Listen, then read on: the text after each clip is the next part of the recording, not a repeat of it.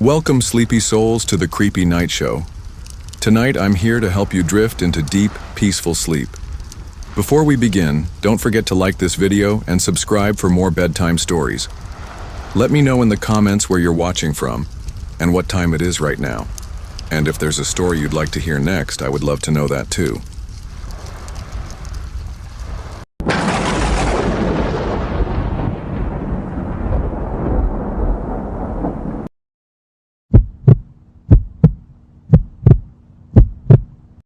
I never thought I'd end up sharing this story with anyone, let alone strangers on the internet.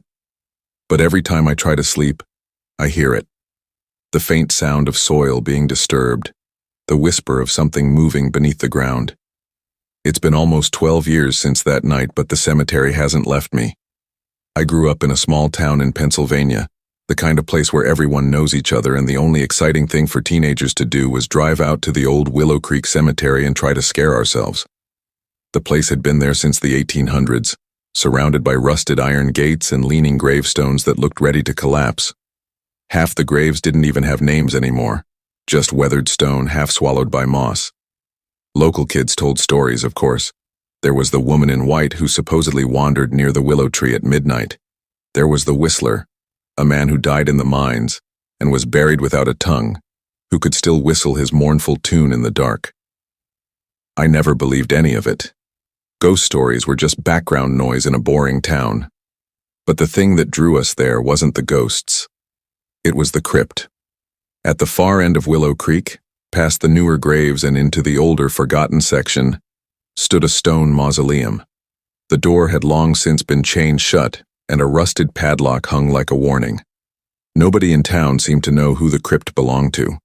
Some said it was for an old family that died out after the Civil War. Others said it had been condemned because grave robbers had broken in, and what they found was too disturbing to talk about. Naturally, that meant we had to see inside. I was 17 the night it happened. My best friend Mark was the ringleader. He always had a way of daring people into doing things they'd regret. With him was his girlfriend Sarah, my cousin Jake, and me. We drove out to the cemetery just after midnight, parked under the half-dead willow, and made our way to the crypt. The air was heavy, the kind of sticky, humid summer night where the cicadas sound like they're screaming. Mark had brought bolt cutters. "Come on," he whispered, grinning as he pressed them against the lock. "Don't you want to be the first people in town to see what's inside?" The cutters snapped through the rusted metal with surprising ease. The lock clattered to the ground, and the sound seemed to echo far too loudly across the graveyard. My chest tightened, but Mark was already pulling the chain free and pushing the stone door open. It groaned like something alive, exhaling a puff of stale, bitter air that reeked of earth and rot. Inside was blackness. We shone our flashlights around, beams slicing through thick cobwebs and dust. The crypt was small, maybe the size of a bedroom, lined with shelves where stone coffins rested. Some had lids cracked open, others were sealed shut. "Holy crap," Sarah whispered, covering her nose. "This is disgusting." Jake laughed nervously. "You wanted scary, this is scary. This is..." But Mark wasn't satisfied with just looking. He wanted more. His flashlight stopped on one coffin, different from the rest. It wasn't stone. It was wood, rotting and split down the middle. A nameplate hung crookedly, but the letters were impossible to read. "That one," he said. "Help me get the lid off." I shook my head immediately. "No way, dude. That's grave desecration. We're already trespassing. This is enough." But Mark smirked, like he always did when someone told him no. "Don't be a coward. We came out here for this. You want to go home and tell everyone we chickened out?" He put his hands on the lid and started pushing. The wood creaked. Jake hesitated, then sighed and joined him. I stood frozen, my light shaking as it followed their movements. Sarah muttered curses under her breath but didn't stop them. And then, with a sharp crack, the coffin lid split open. The smell hit us first. Sweet, cloying, nauseating. Not fresh death, but something old, something that had been waiting a long time. My stomach lurched and Sarah gagged. Inside wasn't what I expected. There wasn't a skeleton like you'd see in movies. There was flesh.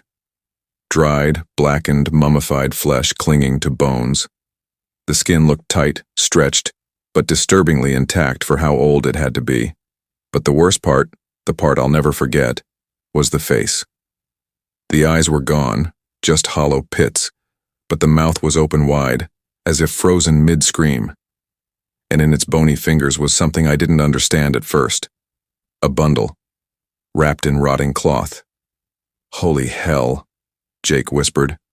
Is that a baby?" The bundle shifted.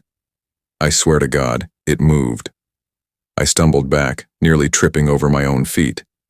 My flashlight beam wavered as I tried to convince myself I imagined it. But Mark leaned closer, his face twisted with a mixture of fascination and horror. And then, clear as day, we heard it. A whimper, a baby's cry, coming from the bundle in the corpse's hands. Sarah screamed, bolting for the door. Jake followed, cursing and fumbling with his flashlight. Mark and I stayed frozen, staring into that coffin as the sound grew louder. It wasn't just a cry anymore. It was wailing, raw, desperate. My chest went cold, like all the air had been sucked out of me. Finally, instinct took over, and I grabbed Mark's arm, yanking him away. "We need to get the hell out of here."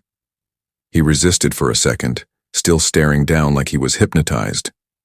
Then the bundle twitched violently, and something tore through the cloth, something pale, slick, and clawed. We ran. I don't even remember how we got out. I just remember the sound chasing us. Tiny fingernails scratching wood, the wailing morphing into something sharper, something not human. We didn't stop running until we reached the car. Sarah was already inside, sobbing. Jake was fumbling with the keys. We peeled out of the cemetery like the devil himself was behind us. That night should have ended there, but it didn't, because when I got home I found soil under my fingernails.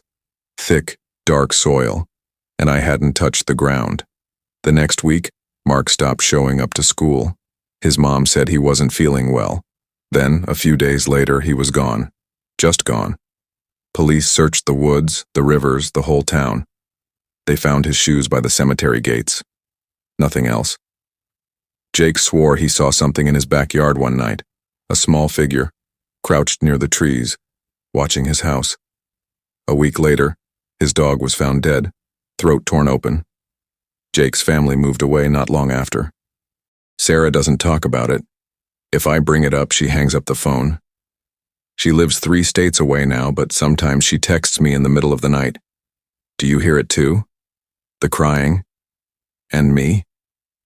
I hear it every night. Sometimes it's faint, just a whimper on the edge of sleep. Sometimes it's so close I swear it's coming from under my bed. But last night was the worst. I woke up to find dirt scattered across my bedroom floor.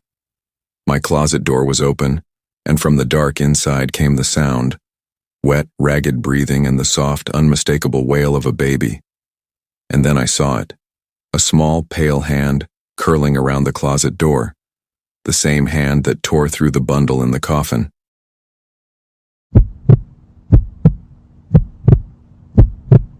I used to work the night shift as a groundskeeper at a cemetery in upstate New York. I was 22, broke and desperate for work. The cemetery was called Riverside Memorial Park, though everyone in town still referred to it by its old name, St. Mary's Rest. It stretched across nearly 50 acres, filled with row after row of headstones, mausoleums, and family plots. Most of the job was boring, cutting grass, trimming hedges, keeping the place clean. But the real reason they needed night guards wasn't vandals or teenagers sneaking in. It was something else, something they didn't tell me about when I signed the papers. The first night, the older groundskeeper, Frank, handed me a flashlight, a set of keys, and a map of the cemetery. His face was weathered, his eyes heavy like a man who hadn't slept in years. "Stay near the caretaker's shed after midnight," he told me, his voice flat and tired. "If you hear anything strange, don't go wandering. You got that?" I laughed nervously, thinking he was just trying to scare the new guy. "What do you mean by strange?" Frank didn't laugh back.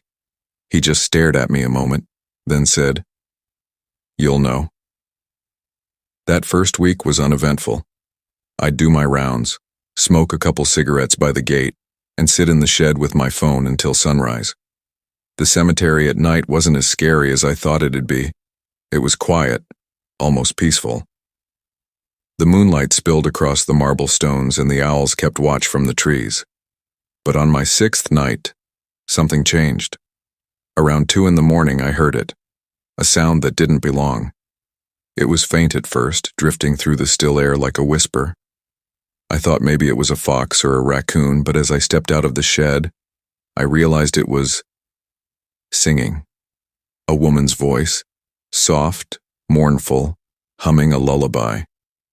I froze, my flashlight trembling in my grip. The song was coming from the north end of the cemetery, the oldest section where the headstones were cracked and tilted like broken teeth. Against my better judgment, I followed it. Each step I took, the air grew colder, though it was summer and I could see my breath. Finally, I reached the source. A figure stood near a grave, a tall woman in a long, faded dress, her hair black and tangled, her face hidden in shadow. She swayed back and forth, humming to the ground as though trying to soothe something beneath it. I wanted to run. My legs screamed at me to turn and bolt back to the shed. But I couldn't. Something about the song pulled me closer, like a hook in my chest. "Ma'am?" I called out, my voice shaking. The humming stopped. Slowly, her head turned toward me. The moonlight revealed her face, and it wasn't a face at all. It was a skull. Hollow sockets stared back at me, teeth bared in a grin too wide, too human, yet somehow still alive. The empty sockets seemed to see me, to know me. I stumbled backward, dropping my flashlight. By the time I scrambled to pick it up and shined it at the grave, she was gone. But the dirt on the grave was freshly disturbed, as if something had just been buried there. The next morning, I tried to tell Frank what I'd seen. He just sighed, shaking his head. "You shouldn't have gone to the north end," he muttered. "Didn't I tell you to stay near the shed?" I demanded answers, but he only said, "Some graves don't like to be visited, and some of them aren't empty." For weeks I tried to ignore it, but the humming came back, night after night, always at 2 in the morning, always from a different grave. Sometimes I saw her standing there, sometimes just heard her voice. And every time, the ground around that grave would look freshly disturbed by sunrise. Finally, I couldn't take it anymore. I decided to dig. One night, when the singing stopped, I brought a shovel to one of the graves she had visited. It was an old stone, weather-worn and half-sunken into the ground, the name illegible. The soil was soft, as if someone had recently turned it. I dug until my hands blistered. The earth gave way too easily, as though it wanted to be opened. And then, my shovel struck wood. A coffin. But it wasn't closed. The lid was already broken, splintered like something had forced its way out. Inside wasn't a body, at least not a whole one. Just scraps of cloth, fragments of bone, and fingernail marks clawed into the wood from the inside. That's when I realized. The graves weren't being filled. They were being emptied. The woman wasn't mourning. She was calling them out. I staggered back, heart pounding, and nearly dropped my flashlight again. Because standing at the edge of the grave just a few feet away was Frank. Only it wasn't Frank. Not really. His face was pale, hollow, his eyes sunken like he hadn't slept in years, maybe decades. His smile stretched too wide, almost splitting his cheeks. "You shouldn't have dug," he whispered. His voice was deeper now, rasping, wet. "Once you disturb them, they never leave you alone." I blinked, and he was gone. The next day, Frank didn't show up to work. The cemetery manager said he quit, no notice, but his uniform and keys were still hanging in the shed. Now, I'm the only one on the night shift. The humming hasn't stopped. If anything, it's getting louder, closer. Sometimes it's right outside the shed door. Sometimes I wake up at home and hear it through my walls, faint, as though she's standing in my backyard, And just last night, when I went to check the shed before leaving, there was dirt on the floor, piles of it as if someone had been digging inside, and carved into the wooden wall was a message, written in long, deep scratches. Next grave is yours.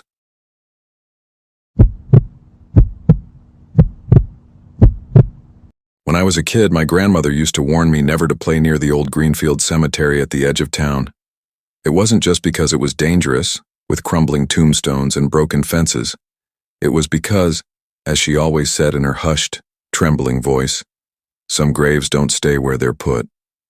I thought it was just one of those eerie sayings old people use to scare kids into behaving. I didn't believe her, until the night I found out exactly what she meant. I was 25 when it happened. I'd just moved back into my hometown in Ohio after a messy breakup, trying to get back on my feet. Money was tight, so I ended up renting a small, run-down house on the outskirts of town, the cheapest one I could find. The problem? It was just a short walk from Greenfield Cemetery. The place had been abandoned for years. The gates were rusted shut, weeds taller than me choked the paths, and many of the headstones had toppled or cracked open. No one buried their dead there anymore. It was too old, too forgotten. Still, I always felt like the air around it was heavier, as though the earth itself held on to something it didn't want to let go of. At first, I avoided it, but after a couple weeks of living there, curiosity got the better of me. I figured a late-night walk through the cemetery might help clear my head. That night, the sky was overcast, the moon a dull smear behind thick clouds. I slipped through a gap in the fence and stepped into the sea of crooked stones. The air was damp and smelled of moss and soil. Crickets chirped somewhere in the distance, but everything else was deathly still. I walked for a while, shining my flashlight over names worn down by time. Some graves had no names at all, just slabs of stone. Eventually, I came across one that stood out. It was newer than the others, though still decades old. A black marble headstone, polished and gleaming despite the decay around it. The inscription was carved deep, as though someone wanted to make sure it lasted forever. Here lies Daniel Crow, 1912-1936. He shall not rest. I frowned at the epitaph. He shall not rest. That wasn't normal. Gravestones usually said things like, rest in peace, or beloved husband. This one felt like a warning. The ground around the grave looked freshly turned, though that was impossible. No one had been buried there in over half a century. I remember shivering, though the air wasn't cold. For a moment, I thought I heard something, a faint tapping, almost like fingers drumming from beneath the soil. But when I crouched down to listen closer, the sound stopped. I should have left right then, but I didn't. Instead, I pressed my hand against the gravestone. It was warm. That night, I woke up to scratching sounds in my bedroom. My first thought was mice or raccoons. I switched on the light, but the noise stopped. When I checked, there was nothing there. Still, the sound had been so distinct, like fingernails dragging across wood. The next morning, I noticed dirt on my bedroom floor. Dark, damp soil, scattered in a trail from the door to the side of my bed. My shoes were clean, my windows locked. I told myself it was just some mess I hadn't noticed before. But then it happened again. Each night the scratching grew louder. Each morning more soil appeared, across my floor, on my sheets, even under my fingernails, though I hadn't been outside. One night, I woke up gasping, convinced something was pressing down on my chest. The room was pitch black and I couldn't move, couldn't breathe. Out of the corner of my eye, I saw it. A shadow crouched in the corner, long arms stretching toward me. I tried to scream, but no sound came out. And then, just as suddenly as it began, it stopped. The shadow was gone, and I was left drenched in sweat, lungs aching. Desperate for answers, I went to the library the next day and dug into the cemetery's history. That's when I learned about Daniel Crow. He had been a young man accused of murdering a child in town back in the 1930s. There wasn't enough evidence to convict him, but the townspeople believed he was guilty. A mob dragged him from his home and hanged him just outside the cemetery gates. Out of fear and rage, they buried him there, not as an honored soul, but as a warning. They carved "He shall not rest" into his stone, a curse to keep his spirit awake, restless, forever. And now I had touched his grave. That night, the scratching didn't just stay in the walls or under the floorboards. It was right beside me. I felt my mattress shift, as though someone heavy had sat down next to me. I forced myself to turn my head, and there he was. A man, or what used to be a man. His face was gaunt, stretched, eyes hollow sockets that glowed faintly with something inhuman. Rope burns ringed his neck, raw and blackened. Dirt clung to his clothes, falling onto my bed in clumps. "Why did you wake me?" he rasped. I couldn't answer. My throat was too dry, my heart beating so violently I thought it would burst. He leaned closer, and the stench of damp earth and rot filled my lungs. "You touched my grave. Now you carry me with you." I bolted upright, gasping, and suddenly the bed was empty.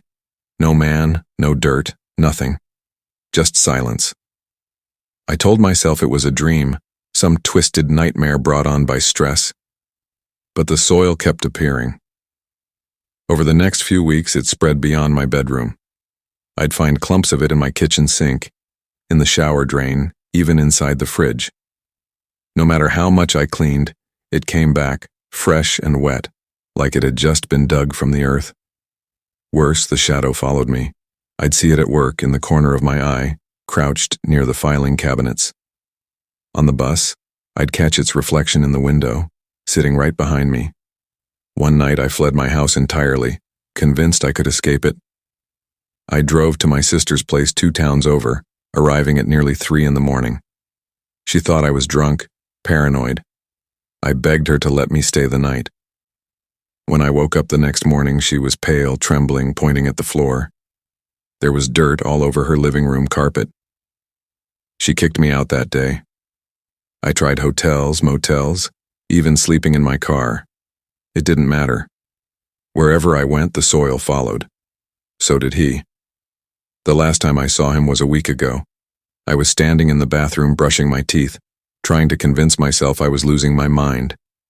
And then, in the mirror, I saw him standing directly behind me. His mouth stretched into an impossible grin, dirt spilling from between his teeth. His voice was a whisper in my ear, but his lips in the reflection didn't move. "You can't run. You carry my grave with you now." The lights flickered, and for just a moment I swore the walls of the bathroom weren't drywall anymore. They were stone, damp and moss-covered, like the inside of a crypt. And the floor beneath me wasn't tile. It was soil. I blinked, and it was gone. But I know it won't stay gone. Because each night, I hear the scratching again, louder, closer. Sometimes it feels like it's coming from inside me, like he's not just following me anymore. He's becoming me. And tonight, as I sit here writing this, there's dirt under my fingernails again. Only this time, I haven't touched the ground at all.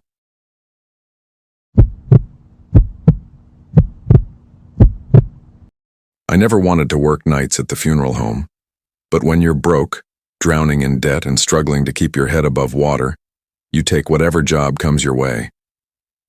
The place was called Hollow Pines Funeral Home Cemetery, a family-owned business on the outskirts of Kentucky. My job was simple: keep watch at night, answer phone calls, and make sure no one trespassed in the cemetery after dark. At first, it sounded easy enough. The funeral home itself was small and quiet, with a chapel, a viewing room, and a prep room in the basement where bodies were embalmed. The cemetery stretched behind it for acres, rows of white headstones, tall pines whispering in the wind, and a crypt that sat like a forgotten relic at the far end of the property.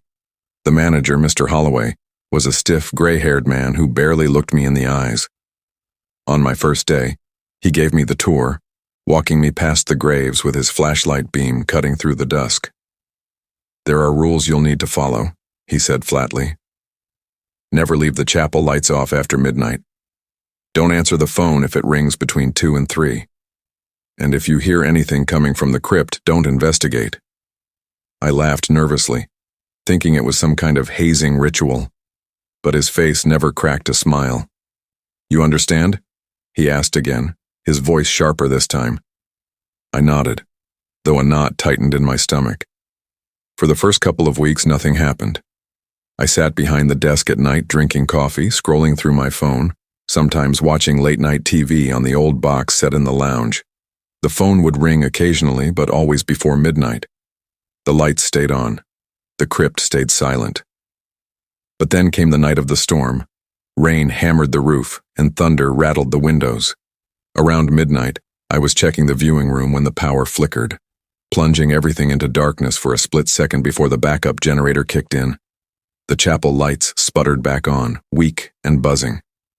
That's when I heard it. A faint ringing. The phone. I glanced at the clock. 2:12 a.m. My stomach dropped. Holloway's warning echoed in my head. Don't answer the phone if it rings between 2 and 3. But the sound wouldn't stop. Shrill, insistent, drilling into my ears.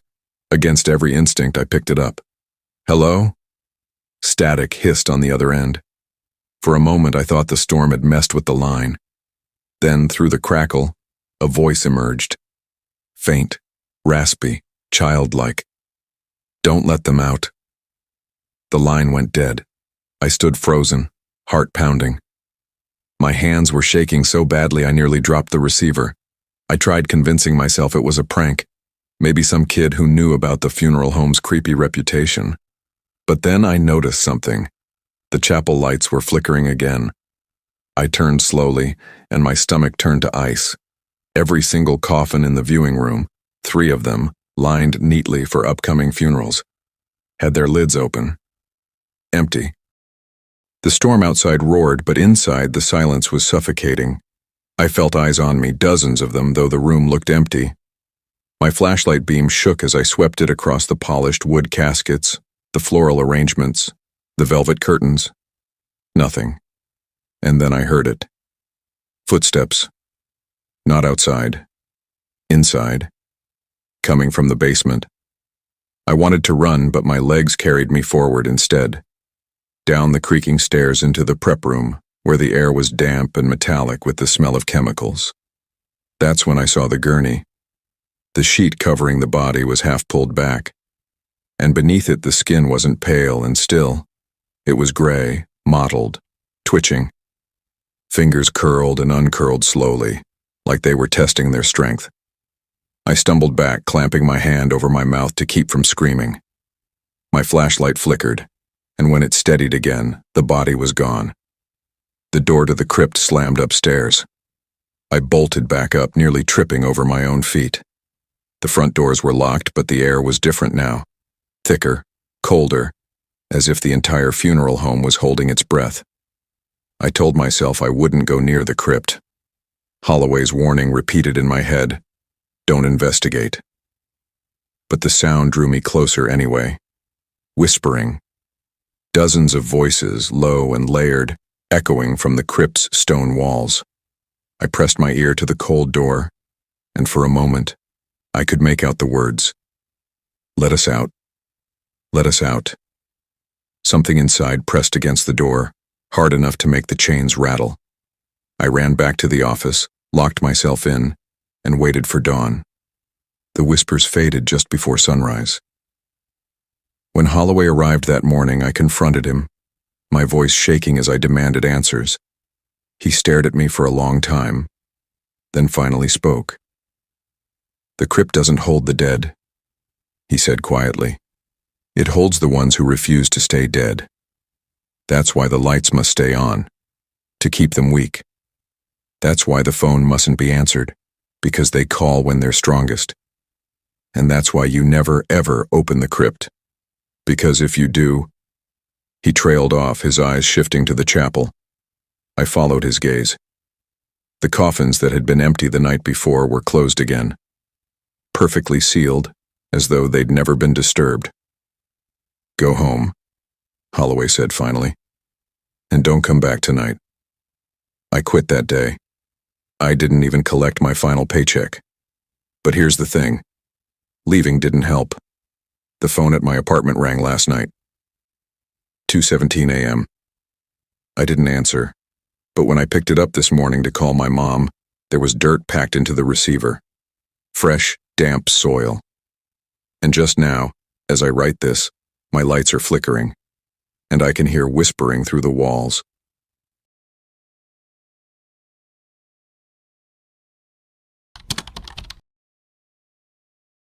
I grew up in a small town in Pennsylvania, the kind of place where everyone knew each other's names and gossip traveled faster than the mail. But there was always one man who stood apart, someone people whispered about but rarely spoke to directly: Henry Lowe, the cemetery gravedigger. Henry was an odd man, tall and wiry with hands like tree roots, always stained with dirt no matter how much he scrubbed. He lived alone in a shack at the far end of the cemetery, near the swampy edge where mist rolled in at night. Kids dared each other to run up to his door and knock, but none stayed long enough to hear if he ever answered. When I was 16, I took a summer job at the cemetery, mowing lawns and trimming weeds. I figured it was easy cash. My first day, I saw Henry up close. He was standing over a fresh grave, shovel in hand, staring down into the pit as if hypnotized. He didn't even notice me walk past. I remember thinking there was something strange about the way he lingered there, like he wasn't just digging holes, like he was listening to them. The caretaker told me to steer clear of Henry. "He's been here longer than anyone remembers," the old man said. "Doesn't talk much, just let him be." But the more I worked there, the more I noticed things. Graves that should have been sealed looked disturbed, as if someone had been digging after the funeral was over. Strange mounds of dirt appeared in corners of the cemetery where no burials had taken place. And sometimes at night I swore I saw a lantern light moving among the headstones, long after Henry should have gone to bed. One evening, curiosity got the better of me. I stayed late, hiding near the caretaker's shed to see what Henry was up to. Around midnight, I saw him emerge from his shack, carrying a lantern and shovel. Instead of heading toward the new section of the cemetery, he walked to the oldest part, the part no one visited anymore, where the stones leaned at odd angles and names were eroded by time. I followed at a distance, crouching low behind gravestones. He stopped at one of the oldest plots, set down his lantern and began to dig. My heart pounded as I realized what he was doing. He wasn't digging a grave, he was unearthing one. The ground was soft, almost unnaturally so, as though it had been disturbed many times before. Within minutes, Henry had uncovered a coffin lid. I expected him to pry it open, but instead he knelt down, pressed his ear against the wood, and whispered something I couldn't hear. Then, to my horror, I saw the lid shift. Not much. Just a slight tremor, as if something inside had pressed upward. Henry whispered again, and the coffin stilled. He sat back on his heels, sighed, and carefully covered it back up. I wanted to scream, but my voice was caught in my throat. I stumbled back, tripping over a stone. The sound made Henry snap his head up. His lantern beam swung across the graves and landed on me. "Boy," he rasped, his voice dry like leaves. "You shouldn't be here." I ran like hell, not stopping until I was out of the cemetery and halfway home. For days I avoided work, pretending to be sick. But eventually, I had to go back. Henry never mentioned seeing me that night. In fact, he started watching me. Not in a casual way, but in that heavy, suffocating way where you feel eyes on you even when your back is turned. One afternoon, he approached me while I was trimming weeds near the western fence. He moved silently, his boots barely crunching the gravel. "You saw too much," he muttered, his voice low. My hands shook. I don't know what you mean." He gave me a long, hollow stare, then finally said, "The dead don't rest here, not all of them. They talk." I thought he was insane, but something about his tone made my stomach twist. He leaned closer, his breath sour and earthy. "They make bargains, boy. And once you start listening, you can't stop."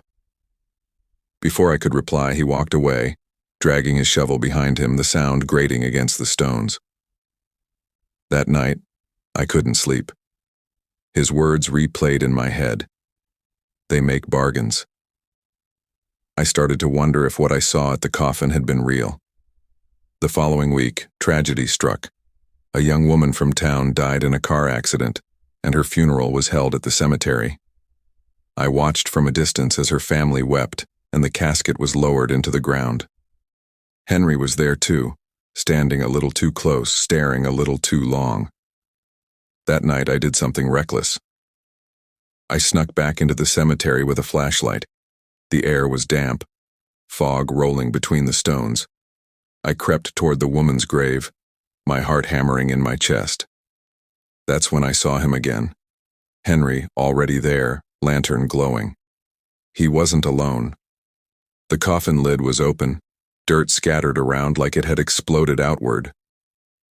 The young woman stood beside the grave, pale and trembling, her eyes blank as if she were sleepwalking. Henry held her hand, whispering into her ear. I stumbled backward, kicking a stone. Henry's head jerked toward me, his eyes wild. The woman turned too, her gaze empty but locked onto mine. "You shouldn't have come back," Henry snarled. I ran, but his words chased me. "They make bargains, boy. Once you start listening, you can't stop." The next day, the grave was sealed again, and no one in town mentioned anything unusual. But I knew what I had seen.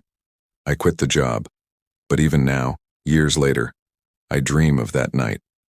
Sometimes I wake to the sound of dirt shifting outside my window, like something clawing its way up from the earth. And sometimes, I swear I hear Henry's voice whispering, asking me if I'm ready to listen.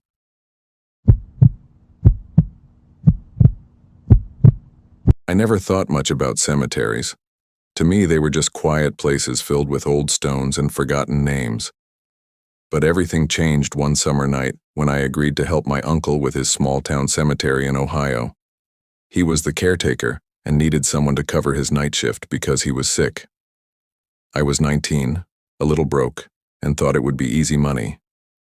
The cemetery was large, sprawling across several acres, with crooked iron gates, tall oaks that blocked the moonlight, and headstones so old the names were barely legible. It wasn't one of those modern, neat cemeteries. This one had graves dating back to the 1800s, some toppled over, some swallowed by weeds. At the very center stood a massive stone mausoleum, which everyone in town called the sleeper's house. My uncle gave me simple instructions. Walk the grounds every hour, make sure no one was trespassing, and keep the gate locked. Easy enough. I brought a flashlight, a thermos of coffee, and my phone for company. At first, it really was peaceful. The air smelled of damp grass and earth. Crickets chirped. The moon peeked through clouds, casting silver light over the rows of graves. I walked slowly between the stones, reading names, imagining the lives they once belonged to. Around midnight, I found myself near the mausoleum. That's when I saw him. At first, I thought it was just a trick of the light. A tall, thin figure standing perfectly still in front of the mausoleum door. He didn't move, didn't even sway, just stood there like a shadow etched against the stone. My flashlight flickered as if the batteries were dying. When I finally steadied the beam, the figure was gone. I laughed nervously, telling myself it was just my imagination. But something in my chest tightened. I made another round, trying to shake off the unease. By 1 a.m., I was back near the mausoleum. My stomach dropped. The figure was there again, closer this time. I could make out details: a long coat, a wide-brimmed hat, and arms that hung unnaturally long, almost reaching his knees. His face, if he even had one, was hidden in shadow. I froze, gripping the flashlight like a weapon. "Hey!" I called out, my voice cracking. "This is private property!" The figure tilted his head slightly, as if studying me. Then, without a sound, he stepped backward, straight through the locked mausoleum door. I swear my heart stopped. I ran back to the caretaker's shack, slamming the door behind me. My uncle had mentioned nothing about whatever that was. I told myself I was just overtired. Maybe it was a drunk local messing with me. Maybe I imagined it. By 2 a.m., I worked up the nerve to patrol again. I didn't want to lose the job or let my uncle down. The cemetery was silent. Too silent. Even the crickets had stopped chirping. I passed rows of graves shining my light over the cracked stones. Then, halfway through the eastern side, I noticed something strange. Fresh flowers. They were laid neatly on a grave that hadn't been visited in decades, judging by the faded stone. A single red rose, glistening as if just placed. My skin prickled. I looked around. No one in sight. I crouched to read the name. Eleanor Price, 1842-1870. Something whispered behind me. Just one word. Leave. I spun around, flashlight darting across the graves. Nothing. But I swear the air carried the faintest trace of a woman's voice, drawn out like a sigh. I tried to convince myself it was just the wind, but deep down I knew I wasn't alone. When I reached the mausoleum again, my stomach twisted. The iron door, which had been rusted shut for years, now stood slightly open. Cold air poured from the gap, colder than the night itself. Against every instinct, I pushed it wider and shined my light inside. The smell hit me first.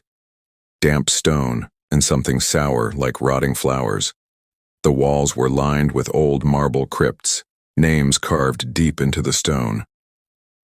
My light swept across them until it landed on the back wall. The figure was there. This time I saw him clearly. His hat was gone, revealing a pale, gaunt face with hollow eyes that glowed faintly in the dark. His lips stretched too wide when he smiled, revealing teeth that looked more like shards of glass. I stumbled backward, dropping my flashlight. The beam rolled across the floor, landing on something worse. Footprints. Dozens of them. Bare, dirty footprints scattered across the mausoleum floor, leading from crypt to crypt. Some were small, like children's. Others were large, dragging, as if whoever made them had been limping. Then I noticed something that made my blood run cold. The crypts weren't sealed anymore. Stone lids were shifted, some cracked open, revealing black gaps inside. And the footprints, they led out of them. I snatched up my flashlight and bolted, my legs barely working. Behind me, the mausoleum door creaked shut with a deafening clang. I didn't stop running until I was back at the shack, chest heaving, sweat soaking my shirt. I locked the door and pressed my back against it, listening. For the rest of the night I heard it. Slow footsteps outside, circling the shack, dragging across the gravel. When dawn broke, I staggered out to find the cemetery looking perfectly normal. The mausoleum door was sealed again as if it had never opened. No footprints, no flowers, nothing. I told my uncle everything. He just stared at me, pale as chalk. Finally, he muttered, "You saw him." I demanded answers. My uncle explained that every caretaker eventually sees the watcher. He's been there for over a century, guarding the dead, or maybe keeping them from leaving. Nobody knows for sure. Some say he was the first person ever buried there, though no one knows his name. Others say he was a gravedigger who got trapped in the mausoleum and starved to death. But my uncle's last words haunt me the most. He doesn't just watch. Once you've seen him, he follows. And he was right. Even now, years later, I'll wake in the middle of the night and hear it. Slow, dragging footsteps outside my window. Like he's still waiting.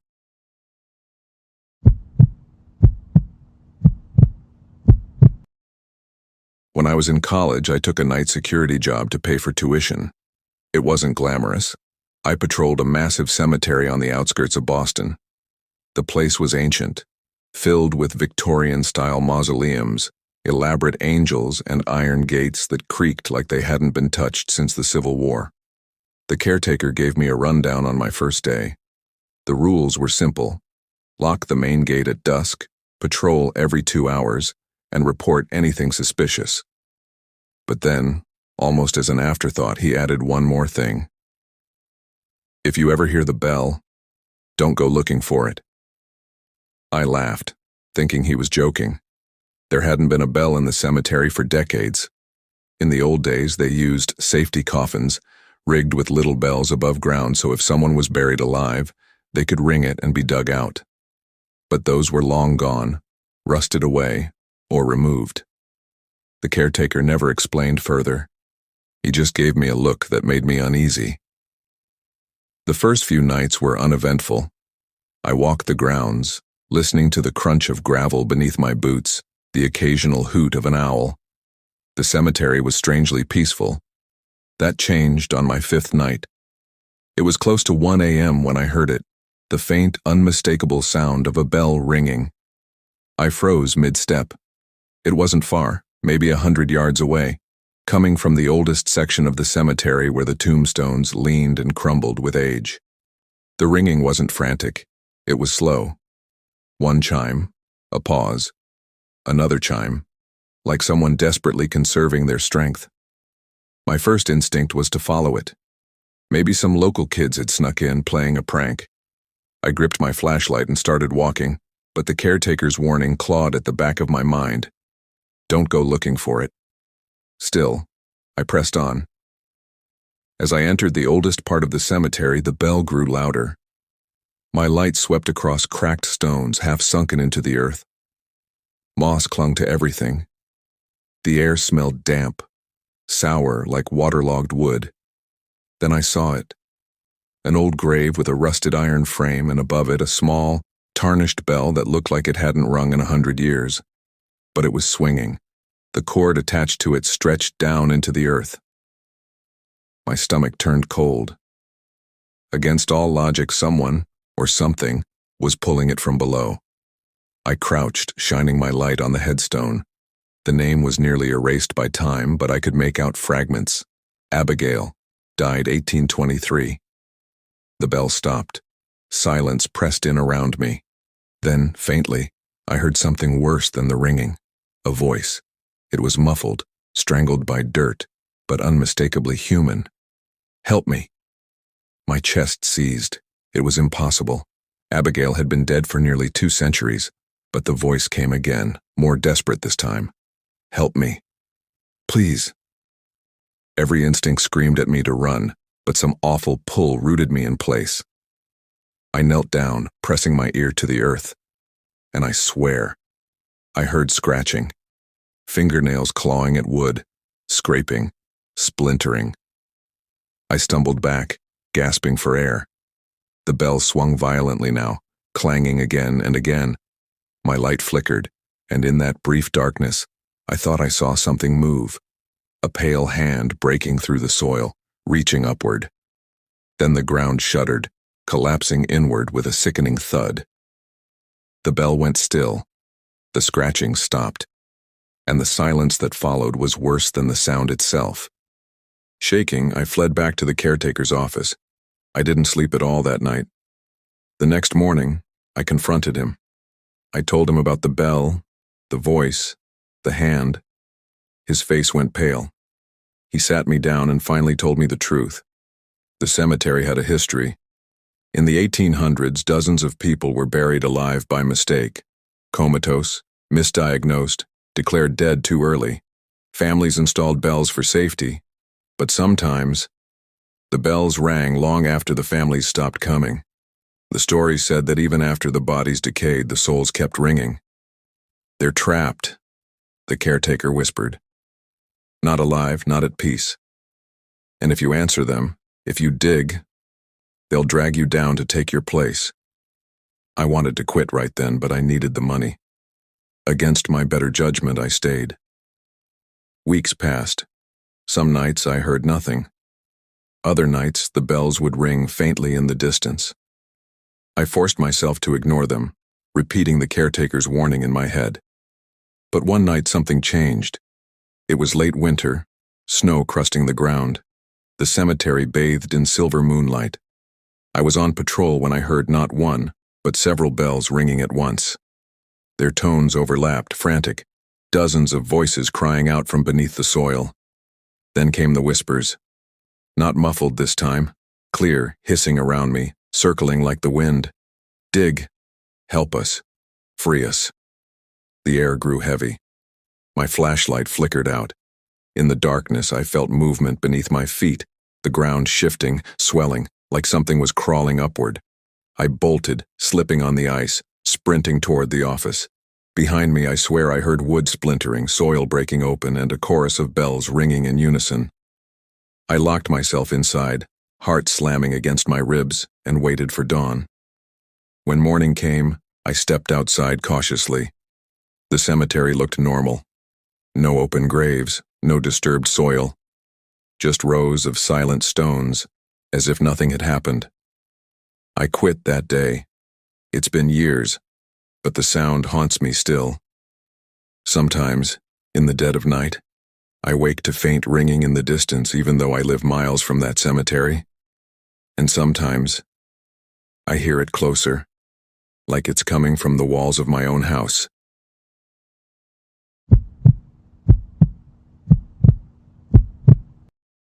I never believed in ghosts, not really. I was raised in a family that thought of cemeteries as sacred places, not scary ones. My grandfather was a pastor, and he always said the dead were at peace.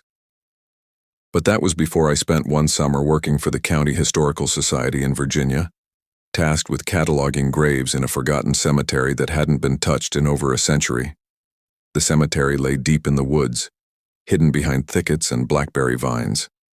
Locals called it Hollow Hill. I'd never heard of it until I took the assignment. My supervisor told me it dated back to the early 1700s, when the land was first settled, but had been abandoned when the town moved closer to the river. No one had been buried there in over 150 years. When I first arrived, I was struck by the silence. The woods seemed alive everywhere else, buzzing with cicadas and birdsong, but around Hollow Hill, the air was dead still. The ground was uneven, sunken in places, as though the earth itself was collapsing inward. Most of the headstones were broken, their inscriptions worn down to nothing. My job was simple: photograph each stone, record what was legible, and map the cemetery. I figured it would take a week, maybe 2, but the first night I stayed late, I realized something was wrong. As the sun dipped below the trees, the air grew thick and cold. My camera lens fogged and the woods felt watchful. I was kneeling to record a grave when I noticed the ground shifting. At first I thought it was my eyes playing tricks in the twilight, but then I saw it clearly. The soil in front of the stone was caving inward, collapsing into a small pit like the grave was hollow beneath. I crouched closer, brushing away loose dirt. The hole widened until I could see the edge of a coffin plank, rotted and crumbling.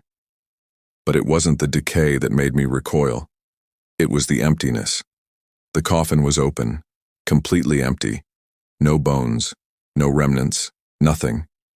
I told myself maybe the grave had never been filled, or maybe grave robbers had taken the remains long ago. But then I checked the next grave, and the next. Each one had sunken, collapsed inward. Each coffin I glimpsed was empty. It felt as though every body buried there had climbed out and vanished. By the time I realized how widespread it was, night had fully fallen. The forest around me was suffocatingly dark, the moon hidden by clouds. I turned on my flashlight, its beam cutting through the mist curling low to the ground. That's when I saw it. Footprints. Dozens of them. Bare human footprints pressed into the soil, circling the graves, weaving in strange, chaotic patterns. Some were small, like children's. Others were long and heavy. They weren't fossilized in the old earth. They were fresh. The beam of my flashlight trembled in my hands. My stomach twisted as the truth sank in. Something had walked out of those graves. Recently. I tried to leave, stumbling through the overgrown paths, but the woods seemed to fold in on themselves, every direction leading me back toward the heart of the cemetery. The air grew colder, my breath visible in the beam of my light. Then came the whispers. At first, I thought it was the wind slipping through the trees, but the voices grew clearer, circling me in the dark. Words I couldn't quite understand, murmured in tones too low and guttural to be human. I stumbled back against a headstone, clutching my flashlight like a weapon. The whispers stopped. Silence closed in. Then, from behind me, I heard a low creak, like wood straining, splintering. I spun around. The ground split open at the base of the stone, collapsing into a jagged hole. From the darkness below, a pale hand shot upward, grasping the earth with inhuman strength. I screamed and staggered back, my flashlight beam catching a glimpse of what was crawling out. Not a skeleton, not a corpse, something else.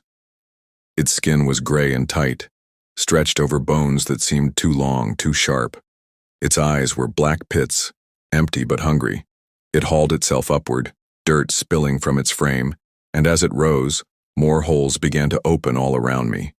The graves were breaking open one by one, hands and twisted figures clawing free from the earth. I ran. Branches tore at my arms as I plunged through the woods, the sound of scraping and dragging following me. I didn't stop until I burst out onto an old road and collapsed in the gravel. A passing driver found me hours later, shaking and covered in dirt. I told the Historical Society I wouldn't go back.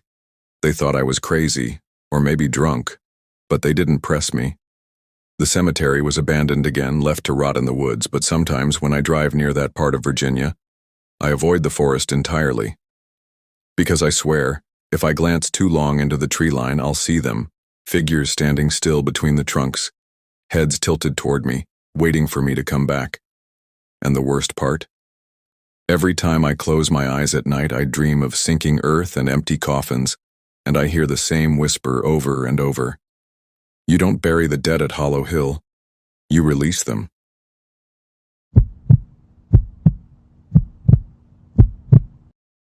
When I was a child, I spent a lot of time in cemeteries. My father was the caretaker of St. Mary's Rest, a sprawling graveyard in upstate New York, and since we couldn't afford babysitters, he often brought me along while he worked. To me, it was just a place of long grass, winding gravel paths, and stone angels that looked more tired than holy. But there was one thing about St. Mary's that I never understood, even as a kid: why my father forbade me from going near the northern edge of the cemetery. He called it the broken ground. No flowers ever grew there, no grass, only crooked markers half buried in soil that seemed to sink deeper every year. I was 11 when I first wandered into the forbidden section. My father was busy trimming hedges near the front, so I slipped away, curiosity burning through me. The air changed the moment I stepped onto that ground. It was colder, heavier. The silence was unnatural, as if even the birds avoided it. The headstones there were unlike the others. Most were cracked, their names eroded beyond recognition. Some had no names at all, just numbers etched crudely into stone. I crouched beside one and brushed away dirt, revealing a single word carved faintly beneath the number: unknown. A chill ran through me. Before I could linger, I heard it, soft crying, like a child's voice carried on the wind. I thought it was coming from beyond the trees, but as I turned, I realized it was beneath me. I pressed my ear to the ground, and the sobbing grew louder, muffled as if from under layers of soil. I bolted, sprinting back to my father, who scolded me harshly when he saw where I'd come from. His face went pale when I told him about the crying. "Don't ever go there again," he warned, gripping my shoulders. "That ground doesn't belong to the living." I never fully understood what he meant, but as I grew older, the northern edge became the center of every rumor. People in town whispered that the section had once been used to bury the unwanted, the nameless, the poor, and even patients from the old asylum that burned down decades ago. My father never confirmed it. He just grew quieter whenever I asked. Years passed. I left for college, only returning home on holidays. But one winter, during my sophomore year, I got the call. My father had died suddenly of a heart attack. He was buried in St. Mary's among the rows he'd tended all his life. I thought that would be the end of my connection to the cemetery. But 2 weeks after the funeral, I received a letter in the mail. No return address, only my name scrawled in shaky handwriting. Inside was a single piece of paper, folded carefully. On it was written, The crying child is waiting. Don't let her out. I tried to ignore it, telling myself it was some cruel prank. But the letter gnawed at me, pulling me back toward St. Mary's. On a bitter January night, I drove out there, flashlight in hand, determined to find answers. The cemetery was empty, cloaked in snow and moonlight. My breath fogged in the cold air as I made my way to the northern section. The ground there looked even worse than I remembered, sunken, broken, like it had been clawed at from below. Then I heard it again. The crying. Faint at first, then rising, a child's sobs bubbling up through the frozen earth. My skin prickled as the sound grew sharper, closer. I shined my flashlight across the graves, and that's when I saw her. A little girl, no more than 8 or 9, standing between the crooked stones. Her dress was tattered, her skin pale as the snow around her. Her eyes glistened with tears as she looked straight at me. "Help me," she whispered. I froze, my breath catching in my throat. Every instinct told me to run, but her small, broken voice tugged at something deep inside. Against all logic, I took a step closer. "Who are you?" I asked, my voice trembling. She didn't answer. Instead, she lifted one trembling hand and pointed to a stone half buried in the ground. I brushed away snow, revealing the number 37 carved crudely into the surface. Beneath it, faint and almost invisible, was another word: daughter. The sobbing stopped. The little girl's face twisted, not into a smile but into something stretched and wrong, lips curling back too far, teeth sharp and uneven. Her eyes, once tearful, were now pits of black. Before I could scream, the ground beneath me split open. Cold, skeletal hands clawed out of the soil, grasping at my legs, my arms, pulling me downward. The girl's voice shrieked in my ears, no longer weak, but booming, inhuman. "You let me out!" I wrenched free, stumbling backward, flashlight clattering to the ground. The graves all around me were heaving now, soil splitting, figures crawling upward, half-rotted and eyeless. Their mouths opened in silent wails, as if gasping for air they'd been denied for centuries. I ran, slipping and sliding through the snow, my lungs burning with cold and terror. I didn't stop until I reached my car, slamming the door shut and peeling away down the icy road. I never went back to St. Mary's Rest, but I can't escape it either. Because sometimes at night I hear it outside my window, the soft, distant crying of a little girl. And when I look into the glass, I see her reflection standing behind me, her lips stretched wide, whispering the same words over and over: "You let me out."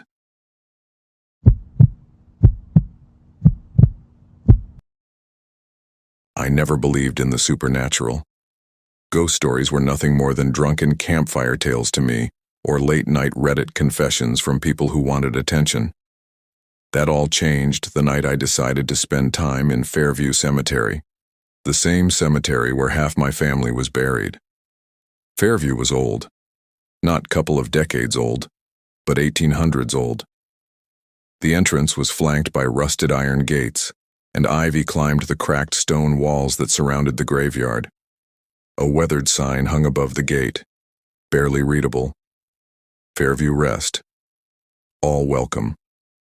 The last part felt ironic, because very few people seemed to come here.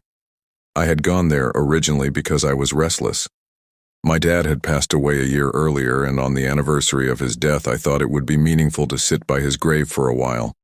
But when midnight approached, and the air grew damp and heavy, I realized I wasn't alone. At first it was just a sound, a faint scraping noise like someone dragging metal against stone. It echoed between the rows of graves, sharp and steady, as if it had a rhythm. I froze, clutching my flashlight tighter.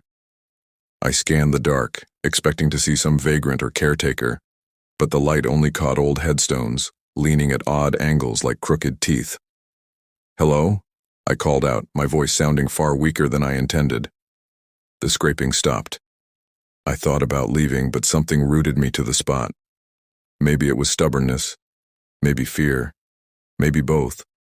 That's when I noticed something strange. A patch of ground, just a few feet away from my father's grave, looked freshly disturbed. The soil was darker, damp, and uneven, unlike the hard-packed earth around it. Then came the whisper, low, raspy, so faint I thought at first it was the wind. Not his grave. Yours. I spun around so fast I almost dropped the flashlight. Nothing but tombstones, trees swaying, and shadows. But the voice had been close, right behind me. The scraping sound started again, louder this time. My light shook as I followed the sound to its source. A figure crouched by the disturbed patch of dirt. At first I thought it was a groundskeeper because the man was holding a shovel, but the more I stared, the more wrong everything seemed. His clothes were old, really old, like something out of a black and white photograph. His hat sat crooked in his face. His face looked too pale, too stretched, his mouth too wide as he smiled at me. "Late night, isn't it?" he croaked, jabbing the shovel into the ground with a thud. I stumbled back, muttering something like, "Sorry, I was just visiting." "You're early," he interrupted. "What?" He tapped the headstone beside him, one that looked cracked and forgotten. My flashlight beam fell on the name carved into it, and my stomach dropped. It wasn't my father's name. It was mine. My full name. The date of death carved beneath it was today's date. I froze, my brain refusing to process what I was seeing. "Been waiting for you," the pale man said, tilting his head, his grin stretching impossibly wide. "Best not keep the ground hungry." The soil near the headstone began to shift as though something beneath it was pushing upward. The disturbed dirt bulged, cracked, and then a hand shot out. A skeletal gray hand with sharp nails clawing at the surface. Another followed. Then a head, empty eye socket staring directly at me. I bolted. I don't even remember how I made it to the gate, but when I finally reached my car, I was trembling so hard I dropped the keys twice before I could start the engine. I sped away, my headlights bouncing across the road, too terrified to even look in the rearview mirror. The next morning, I forced myself back there, half convinced it had been some fever dream, or that grief and exhaustion had made me hallucinate. When I arrived, the patch of ground was neat and flat, just like the rest of the cemetery. No disturbed soil, no cracked headstone. But there was one thing I couldn't explain. A small pile of dirt sat directly on top of my father's grave. And stuck in the dirt was an old, rusted shovel, its handle carved with 3 words, "See you soon." And the worst part? When I checked again the following week, the headstone I had seen the night before, the one with my name on it, was there. The same cracked stone, the same carved date of death. Only now, the soil in front of it looked freshly disturbed.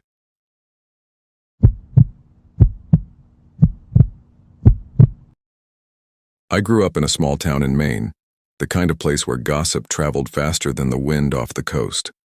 Our town had its share of urban legends, stories about witches, sea creatures, and the usual small-town mysteries. But nothing terrified us kids more than Hollow Pine Cemetery. It wasn't just because it was old, or because the headstones leaned like they were about to collapse. It was the stories people told about the man who guarded it, the so-called keeper of Hollow Pines. Supposedly, he wasn't alive anymore. Some claimed he was a ghost of the original groundskeeper who had gone insane and murdered trespassers. Others whispered that he had made some kind of pact, trading his humanity for eternal guardianship over the dead. I laughed at those stories when I was younger, but as an adult, when I returned to my hometown for my mother's funeral, I stopped laughing. It was late when I finally found the courage to visit Hollow Pines. My mother had always told me never to go there after dark, but grief makes you reckless. She was buried on the far side, under a pine tree whose branches twisted like skeletal fingers. I wanted to sit by her grave and talk even if nobody answered. The night was damp and thick with fog, the kind that clung to your skin. My flashlight cut through the mist in a weak beam, revealing rows of weathered headstones. I felt alone, until I heard footsteps crunching behind me. At first I thought it was another mourner, but when I turned, there was no one. Just fog curling between the trees. I sat by my mother's grave and whispered about my life, about how empty the house felt without her. I don't know how long I sat there, but eventually, I heard it again. Footsteps, closer this time. Then came the sound of something dragging across the ground. Slow, heavy, like a shovel or a chain. "Hello?" I called, my voice trembling. The dragging stopped. Silence. Then a man's voice, rough and hollow, carried through the mist. "You shouldn't be here." Every hair on my body stood up. I shone my flashlight in the direction of the voice. That's when I saw him. He stood at the edge of the fog, tall and thin, wearing an old groundskeeper's coat that looked soaked with years of rain. His hat shadowed most of his face, but what I did see made me choke back a gasp. His skin looked gray like stone, and his eyes glowed faintly, almost like dying embers. In one hand, he held a rusted lantern that flickered without a flame. In the other, he dragged a long iron rake across the dirt, leaving deep scratches wherever he walked. "I'm just visiting my mother," I stammered. "She's not here," the man rasped. My blood went cold. I knew she was. I'd buried her just days ago. "She belongs to me now," he continued, his lantern glowing brighter as he stepped closer. The light revealed something horrifying. The graves nearest him were disturbed, sunken in, like the earth had swallowed them. And as he dragged the rake, the ground trembled, the soil shifting like something underneath was trying to claw its way out. I scrambled to my feet, backing away, but he raised the lantern higher and the fog seemed to thicken around me, wrapping me in cold, damp air. "Once the soil takes them, they're mine," he said. His voice was no longer just a man's voice. It was layered, deep and echoing like a dozen voices speaking in unison. "You should not disturb the keeper." Suddenly, the earth beneath my mother's grave split open with a sickening crack. I screamed as the coffin tilted, soil spilling inward, and from the pit came a hand, pale, rotted. My mother's hand, or something wearing her skin, grasped at the air, clawing upward. I wanted to run, but my legs wouldn't move. I was rooted to the spot, frozen in terror, as the keeper lowered the lantern toward the open grave. The light from it wasn't warm, wasn't natural. It was cold, greenish, seeping into the coffin like poison. My mother's face emerged from the dirt, but it wasn't hers anymore. Her eyes were gone, her mouth twisted unnaturally wide as she whispered in a voice that wasn't her own. "Stay with me." I bolted, tripping over headstones, my flashlight slipping from my hand. I ran blindly through the fog until I found the gate. The moment I passed through it, the air cleared. The fog stayed behind, thick and impenetrable, as though it refused to let me see back inside. I collapsed against my car, sobbing, gasping for air. The next morning I returned with the courage daylight provides. My mother's grave was sealed, neat, undisturbed, like nothing had happened. No sign of the keeper, no sign of the fog. But when I knelt down to brush dirt from her headstone, my heart nearly stopped. Scratched deep into the stone as though carved by metal claws were 3 words. "See you tonight."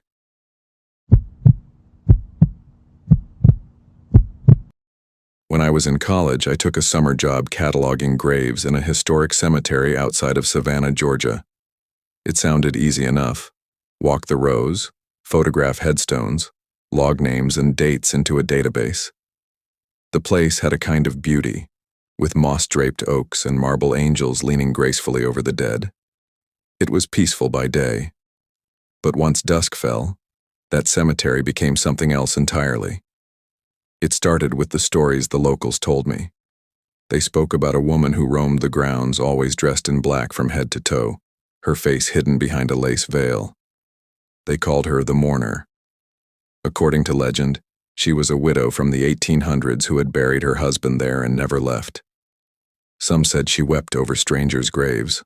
Others swore she lured the living to join her in eternal mourning.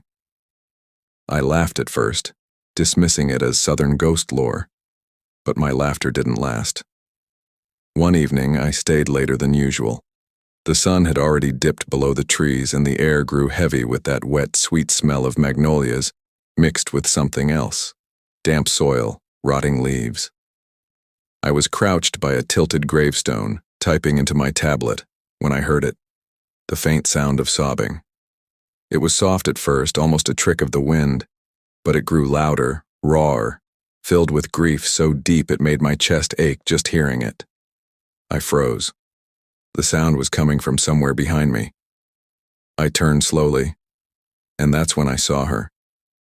She stood by a large, crumbling mausoleum, dressed entirely in black, a heavy gown that swept the ground, a veil hiding her face. Her shoulders shook as she wept into gloved hands. The sight was so sudden, so real, that I thought for a moment she was a tourist or an actress. I almost called out to her, but something in my gut screamed at me to stay quiet. Then, as if sensing me, she lifted her head. I couldn't see her face, not fully. The veil was too thick. But I caught glimpses through the lace. A pale cheek streaked with something dark, lips that didn't quite move like human lips should, eyes that gleamed unnaturally, reflecting no light. And then, without a sound, she vanished. 1 second she was there, weeping by the mausoleum, and the next, she was gone. I told myself I was imagining things, that exhaustion and shadows were playing tricks on me. But when I packed up to leave, I noticed something odd. The ground where she had stood was damp, as if someone had been kneeling there for hours, and on the stone steps of the mausoleum lay a single black glove. The next day I brought it up with one of the older groundskeepers, a wiry man named Frank, his face drained of color. "You saw her?" he asked quietly. "The mourner?" I laughed nervously. "I guess, but it had to be some prank, right?" Frank shook his head. "No prank, she's real enough. I've worked here 30 years, seen her twice. Each time a week later someone died, someone young." I tried to shrug it off, but his words clung to me like the damp air. I told myself it was just superstition, but part of me was terrified. A week passed. Nothing happened. I began to relax, even joke about it. And then, on the 7th night, my phone rang. It was my best friend from college sobbing into the receiver. One of our classmates, healthy, athletic, only 20, had died in a sudden car crash. The coincidence made my blood run cold. I returned to the cemetery the next day, desperate for answers. I searched the mausoleum where I had seen her, combed the grass, peered into the shadows. That's when I saw her again. This time she wasn't weeping. She was standing in the middle of the path, still dressed in black, veil hiding her face. She raised her hand slowly and pointed directly at me. I couldn't breathe, couldn't move. My heart slammed against my ribs like it wanted out. And then she spoke. Her voice was low, drawn out, each word dripping like poison. "Next is you." The glove I'd found earlier, gone. The damp patch of earth where she had knelt, fresh again. I quit that job the next morning, left Savannah, and swore I'd never set foot in that cemetery again. But to this day I still dream about her. In the dreams, she's closer each time. And the veil? It's starting to lift.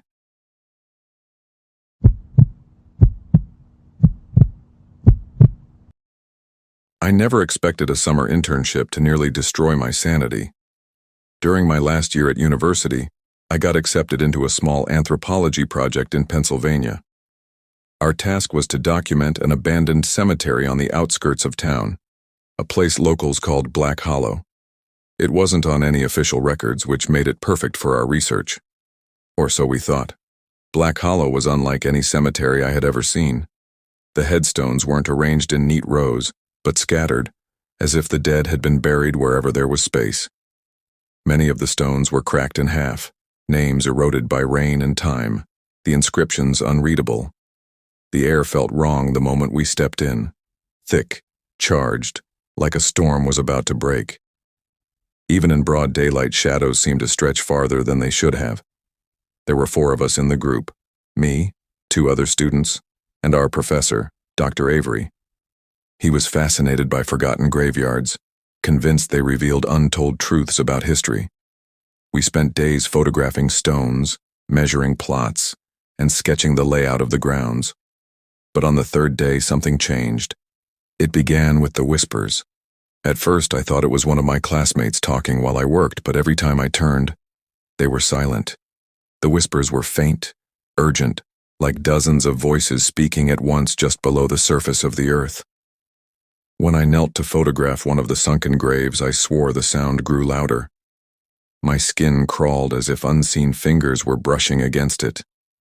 I told myself it was just wind passing through the tall grass. But then, on the fifth day, we uncovered something that made denial impossible. We found a headstone that had fallen backward, half buried in soil. Beneath it was a hollow space, a small crypt or chamber that had collapsed. Inside, instead of a coffin, there were bones scattered like someone had clawed their way out. Scratched into the underside of the stone were words etched with something sharp. "Let us out."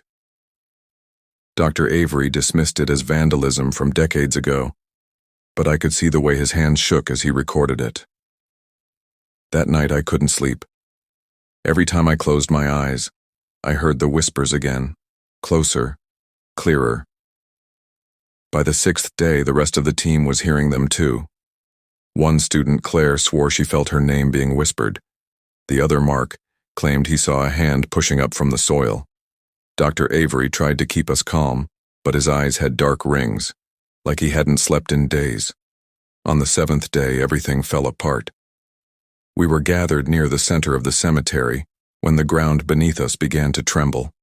Dirt shifted, headstones rattled, and a low moan rose from the earth, vibrating in our bones. The whispers turned into screams. Terrified, we scattered. I tripped over a broken marker and fell hard, my hands sinking into damp soil. That's when I felt it, fingers wrapping around my wrist from beneath the ground. I screamed, yanking myself free. A pale skeletal hand burst through the dirt, followed by another, then another. All around me, the graves were opening. Not in silence, but with a sound I'll never forget. The grinding of stone and the tearing of earth, as if the cemetery itself was waking up. Claire and Mark were already running. Dr. Avery shouted something I couldn't hear, his voice drowned out by the chaos. I scrambled to my feet and followed, but not before I saw what was climbing out of the graves. They weren't whole corpses, they weren't skeletons. They were something in between. Faces stretched with rotted flesh, eyes glowing faintly, mouths gaping wide as they shrieked. Their movements were jerky, wrong, as though they weren't used to their bodies anymore. We didn't stop running until we reached the road. By then, Dr. Avery was gone. Claire, Mark, and I stood gasping, filthy, too terrified to speak. When we went back with police the next morning, the cemetery was calm again. No open graves, no signs of disturbance, just silence. But here's the part that makes me doubt my own sanity. The next week, a new headstone appeared in Black Hollow. Fresh granite, polished, untouched by time. It bore a single name, Dr. Jonathan Avery. The date of death was listed as the very day he vanished. And last month I went back alone. Something inside me couldn't let go. I walked through the crooked stones, searching, praying it had all been some kind of nightmare. But when I reached the center, I saw it. A new marker. My name. My date of death. Next week. And as I stood frozen, the whispers started again. Only this time they weren't asking to be let out. They were laughing.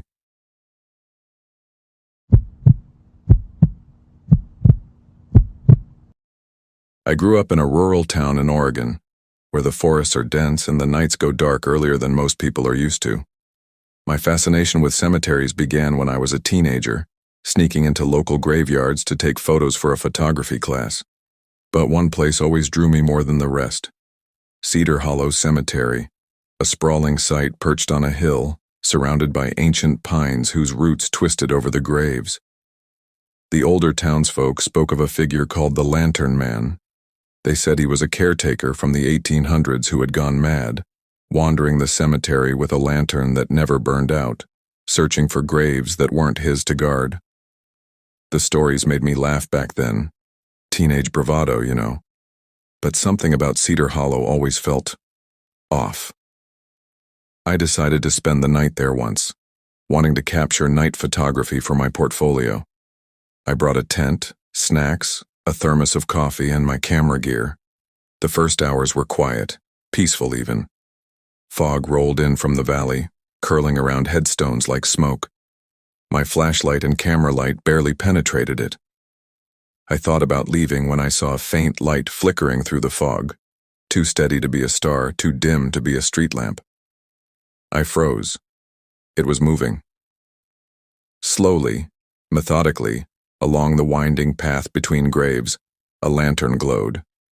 A figure followed behind it, tall, thin, dressed in black that seemed to absorb the fog instead of reflect it. His steps were silent, yet each movement seemed to reverberate through the air. I reminded myself that it had to be someone else camping or perhaps a photographer like me. But instinct told me otherwise. I crouched behind a tombstone, camera in hand, trying to snap a picture.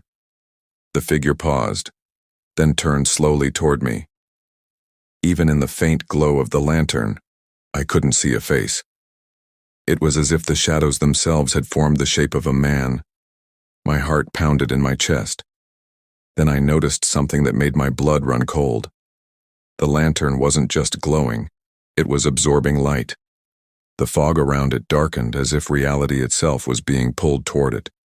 The more the lantern approached, the colder the air became, my breath forming misty clouds even in the mild night. I ran. Branches clawed at my face and arms as I sprinted through the rows of crooked graves. Behind me I could hear a dragging sound, metal scraping stone, soft but relentless. I glanced back, and the lantern man was closer, though I had been running for minutes. He seemed to float rather than walk. The lantern's glow cast shadows that stretched unnaturally, crawling over tombstones like living creatures. I tripped and fell against an angel statue. My flashlight skittered across the ground, illuminating something I'll never forget. A grave that had been empty when I arrived, no marker, just disturbed soil, was now open. And crawling out from it were figures, pale, faceless, dragging themselves on their hands and knees. The lantern man stood at the edge of the pit, lifting the lantern higher. His voice echoed then, not through the air, but inside my head. They belong to me now. And soon, you will too. I scrambled to my feet and ran blindly. Somehow I made it to the edge of the cemetery, the lantern's glow fading in the distance. I didn't stop until I reached the road. My camera lay on the ground back in the cemetery, its memory card untouched. I didn't check it. I never will. A week later, I received a letter. No return address. Inside was a single photograph. Me, asleep in my tent that night, and in the corner of the frame, barely visible, the lantern man, standing over me, lantern glowing, faceless, watching. I don't go near Cedar Hollow anymore. I don't talk about it. But sometimes on foggy nights, I swear I see a faint light through the trees. And I know. The lantern man is still walking, still searching, and he never forgets.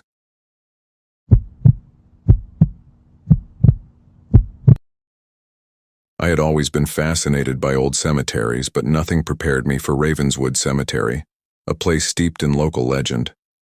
I was visiting my uncle in Massachusetts when he told me about it. A sprawling graveyard from the 1700s, famous for a lone bell tower that no longer worked.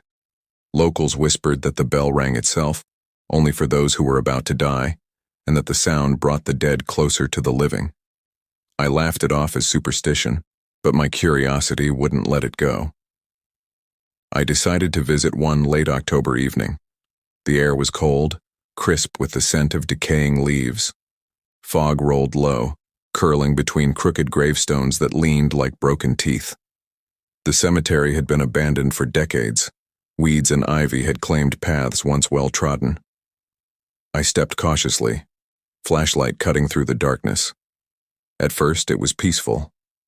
The wind rustled the trees, owls hooted in the distance, and the only sound was the crunch of dead leaves under my boots. Then, I heard it. A faint, hollow ringing. At first, I assumed it was the wind striking a metal fence. But as I drew closer, I realized it was coming from the bell tower itself, swaying slightly though the old rope and mechanism had long since rotted away. 1 slow toll, 2, then 3. Each chime resonated deep in my chest, cold and hollow, making the hair on my arms rise. I tried to leave, but the fog thickened around me and the air felt heavier, almost suffocating. The ringing continued, now accompanied by whispers. Soft, incoherent at first, then unmistakably voices, calling names. My name. Panic rising, I stumbled toward the edge of the cemetery, but the paths seemed to shift beneath my feet. One moment, I was near the entrance. The next, I was back among the graves, circling the bell tower. Shadows moved at the edges of my vision. I could swear I saw figures standing silently between tombstones, pale faces turned toward me, waiting. Desperate, I ducked behind a large monument, a marble angel with its face eroded by time. I tried to calm my racing heart, telling myself it was all in my head. Then I felt it, a cold hand on my shoulder, ice-cold fingers pressing against my skin. I spun around. Nothing, just fog and gravestones. But the sound of footsteps followed, slow and deliberate, crunching leaves as though someone was trailing me through the mist. The bell tolled again, once, then twice, then a slow series of continuous clangs. The sound made the ground tremble beneath me, and then I saw them. The dead. They weren't whole, not in the usual sense. Their flesh was gray, stretched tight over bones, eyes black pits of emptiness, mouths twisted in silent screams. They moved in jerky, unnatural motions, clawing through the soil as if the ground itself had betrayed them. The whispers intensified, merging into a cacophony that made my ears bleed. I ran blindly, tripping over roots and tombstones. Every time I thought I saw the exit, the cemetery seemed to stretch further, paths leading me deeper into the fog. I could hear the dead behind me now, shuffling, scratching, whispering my name over and over. Finally, I stumbled into a clearing near the bell tower. The air was electric, heavy with a sense of impending doom. The bell tolled one final time, louder than before, each chime sending shivers through my entire body. The ground cracked beneath it, and I saw dozens of figures climbing out of the graves, all moving toward me, silent but terrifyingly purposeful. I collapsed, sobbing, covering my face, convinced this was the end. The bell's echo reverberated through the fog and the whispers became screams. Then, suddenly, everything stopped.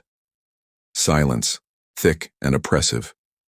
When I opened my eyes, the dead were gone. The bell tower was still.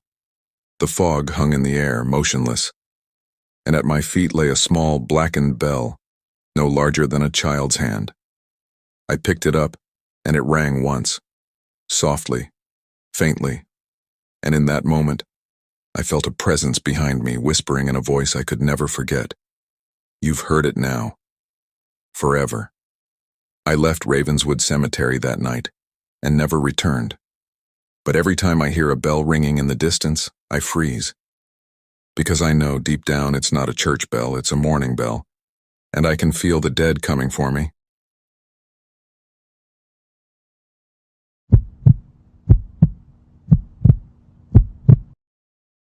I never believed in curses or ghosts. Never. Until the summer I took a job at Whispering Pines Cemetery in Vermont. I was 19, desperate for cash, and figured cataloging tombstones for a local historian would be a quiet, easy way to make money. It was the kind of cemetery most people avoided, overgrown, half-forgotten, with gnarled trees stretching their roots over cracked headstones.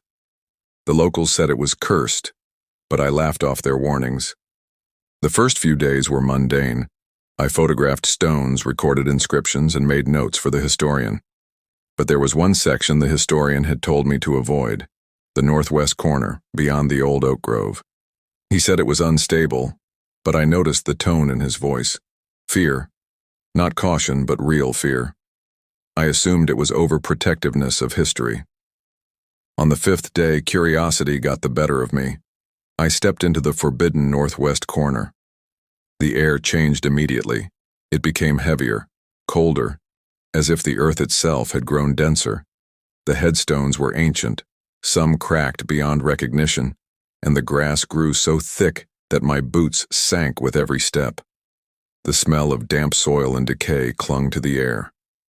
That's when I saw it. A man, or something that resembled a man, stood among the graves. He was tall, stooped slightly, and wore a dark coat that looked centuries old. His face was hidden beneath a wide-brimmed hat, and his hands clasped a long, thin staff that dug into the dirt. But it wasn't the figure itself that terrified me. It was the way he moved. He didn't walk. He glided, silent, his presence pressing down like a weight on my chest. I froze. The figure lifted its head slowly, tilting it as though studying me. Then, without warning, it disappeared. Not like someone walking away. It vanished, leaving nothing but a faint chill in the air. My instincts screamed at me to leave, but my feet rooted themselves to the soil, as though the earth itself held me there. Hours passed. The sun sank low, turning the sky a sickly orange, and I realized I had wandered far from the path. Shadows twisted unnaturally around me, and whispers began, soft at first, almost playful. Then they grew louder, clearer, forming words I could barely comprehend. He waits. He watches. He chooses. I tried to run, but every step felt heavier. The whispers seemed to wrap around me, pulling at my mind. Then I saw the graves. One after another, the soil began to shift as though something beneath was rising. Hands, pale and skeletal, clawed toward the surface. Faces, twisted in agony, pressed through the earth, their mouths opening in silent screams. The figure appeared again, standing at the center, unmoving, staff pressing into the ground. He raised one hand and the dead froze. The whispers stopped. Silence. Then he spoke, not with a voice, but in my head. One must join them. One must remain. I screamed and ran, blindly through the overgrown paths, the graves, the roots that seemed to grab at my ankles. Behind me the ground shifted constantly, rising and falling like breathing. And then I stumbled upon a grave that made my blood run cold. It was mine. My name was etched into the cracked stone. The date of death? Tomorrow. I fell to my knees, tears freezing on my face in the night air. That's when I understood. The figure, the watcher, the cemetery itself. It had chosen me. It wasn't just guarding the dead, it was feeding them. It needed a living soul to remain among the graves, to keep the balance, to ensure the whispers never faded. I tried to run again, but the northwest corner had shifted. Paths twisted impossibly. The trees leaned closer. And then I felt it. Hands, cold, skeletal, pulling me down into the soil. I screamed until my lungs burned, until my vision blurred. The last thing I saw before the earth swallowed me completely was the figure, standing over me, staff in hand, tilting its hat as if to say, "Welcome to the forgotten." The historian later told the town I had disappeared. No trace, no evidence, only a faint whisper in the wind whenever anyone ventured near the northwest corner. And now, sometimes when I close my eyes at night, I hear it. Soft, cold, and insistent. The watcher waits. You cannot leave.